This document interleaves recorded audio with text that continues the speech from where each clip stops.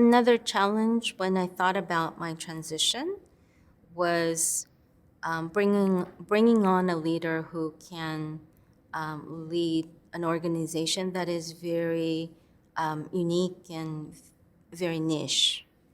We work with survivors of domestic and sexual violence in the immigrant Asian and Pacific Islander community.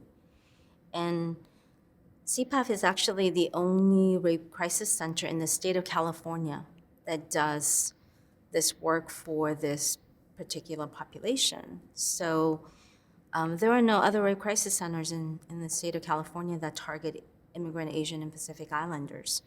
So to think about what the next executive director pool would look like, it was hard to imagine.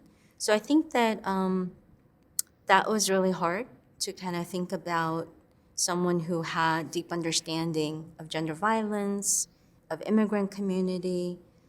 We were hoping for someone who can lead in the field. One of the things we did was to really take stock of who we have in our executive team already and how we can lead together. So the thing that we realize is you don't have to actually have all those expertise. We have it in-house. We have program directors who are leading already in the field. The other thing that we had to contend with is we are a crisis-driven agency. We run a 24-hour crisis line. We have emergency and transitional shelters where our families live with us. And we've had perpetrators show up in our shelter, and we have to respond immediately.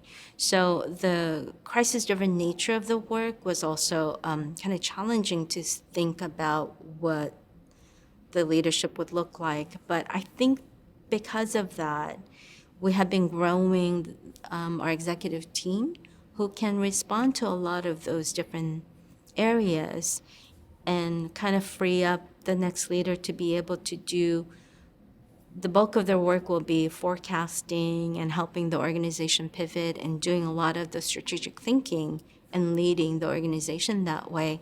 I don't think the next leader needs to do everything because we have such a strong executive team. And instead, we also use some of the NSI funds to really bring up that secondary leadership, to bring up the executive team to work really well together and really raise their leadership level.